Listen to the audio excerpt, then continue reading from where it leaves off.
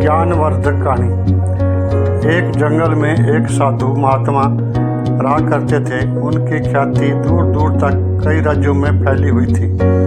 लोग उनके ज्ञान और समझदारी की वजह से उनसे प्रभावित होकर बहुत दूर दूर से उन्हें खोजते हुए इस जंगल में आ जाया करते थे। एक दिन दो युवक इस महात्मा की खोज में इस जंगल में आ पहुँचे, जहाँ एक बड़े ही सुंदर रमणीक स्थल पर महात्मा अपना गुरुकुल बनाकर रहा करते थे। वे दोनों ही इस महात्मा को अपना गुरु स्वीकार कर उनसे शिक्षा प्राप्त करना चाहते थे। महात्मा कई युवकों को शिक्षा दे चुके थे, लेकिन वे किसी भी युवक को शिक्षा देने से पहले उसकी कसौटी किया करते थे। इन दोनों युवकों को महात्मा ने देखा तो वे उन्हें अच्छे घर से लगे और उनकी परीक्षा लेने की महात्मा ने तय किया। महात्मा ने दोनों युवकों से कहा कि मैं तुम्हें अपना शिष्य जरूर बना लूँगा, लेकिन उसके लिए तुम्हें मेरी एक शर्त पूरी करनी होगी। युवकों ने महात्मा से कहा कि आप जो भी कहेंगे हमें मान्य है। महात्मा ने गुरुकुल के कमरे में रखी दो कबूतरों की मूर्तियां लाकर दोनों युवकों को एक एक थमाते हुए कहा, इन कबूतरों की मूर्तियों को तुम जीवित कबूतर ही मानो और तुम्हें यह करना है कि जब तुम्हें कोई देख ना रहा हो तो तब उन्हें इन कबूतरों की गर्दन मरोड़ देनी है। जब तुम ऐसा करने में सफल हो जाओगे तो मेरे पास चले आना। दोनों युवकों ने अपने अपने कबूतरों को ध्यान से देखा। दोनों एक कबूतर बहुत सुंदर से और उन पर बहुत अच्छे से रंग और आकृतियाँ बनी हुई थी। दोनों के मन में ख्याल आया कि इतनी आसानी और सरल परीक्षा से गुरु जी हमें क्या शिक्षा चाहते हैं देंगे होंगे। दोनों ने अपने अपने कबूतर लिए और अलग अलग दिशा में जंगल में चले गए।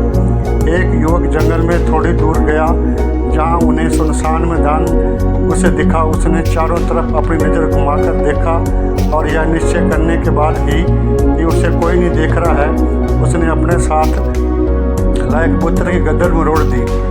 वह वापस गुरु के पास चला आया। दूसरा युवक भी जंगल में दूसरी तरफ से एक सुनसान जगह पर पहुंचा और एक पेड़ के नीचे खड़ा रहकर हर तरफ से नज़र घुमाकर देखने के बाद जब वह कबूतर की गर्दन मरोड़ने लगा, तब उसकी नज़र अचानक पेड़ के ऊपर बैठे अन्य पक्षियों पर पड़ी। क्योंकि उसे ऐसा करते हुए वे पक्षी देख रहे थे, इसलिए उसने कबूतर की गर्दन नहीं मरोड़ी।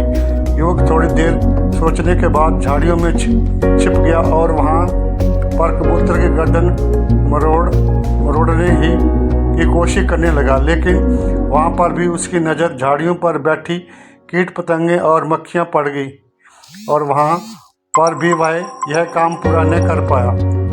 फिर कुछ सोचने के बाद युवक ने एक जमीन में बड़ा सा गड्ढा बनाया और उसमें उतरकर कबूतर की गर्दन तोड़ने लगा।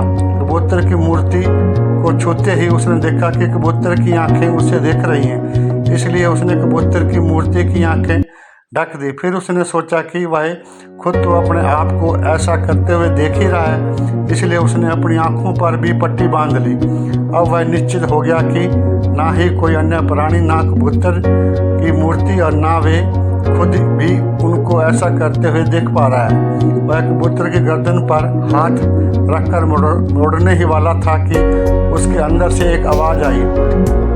वह आवाज़ उसके अंतरात्मा की थी। युवक अब अच्छे से समझ गया था कि गुरु जी इससे छोटी सी सरल दिख रही परीक्षा से उन्हें क्या शिक्षा देना चाहते थे।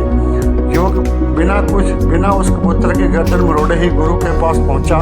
गुरु के पास जाकर युवक ने गुरु से माफ़ी मांगते हुए कहा कि गुरु जी मुझे क्षमा कर दीजिए, मैं आपका दिया यह काम पूरा नहीं कर पाया, क्योंकि जब भी मैं ऐसा करने की कोशिश करता तो मुझे कोई ना कोई देख ही रहा होता। जब मैंने यह निश्चय कर लिया कि बाहरी दुनिया में मुझे कोई देख नहीं रहा है, तब भी मेरी अंतरात्मा और वह परमात्मा मुझे देख रहा था, इसलिए मैं इस परीक्षा में पूरी तरह से असफल हो गया हूँ। कहानी की शिक्षा। महात्मा ने उस युवक को शाबाशी देते हुए कहा कि तुम इस कसौटी में असफल नहीं बल्कि पूरी तरह से सफल हुए हो। इस कसौटी से मैं तुम दोनों को यही सिखाना चाहता था कि हम जो भी कार्य करते हैं वह उस परमात्मा से, उस परम शक्ति से कभी छुपा नहीं सकते। इसलिए हमें कोई भी कार्य उस परमात्मा को ध्यान में रखकर ही करना चाहिए, और जब हम ऐसा करते हैं तो हम सब कभी गलती कार्य नहीं करते। कहानी अच्छी लगी हो तो कृपया सब्सक्राइब करें।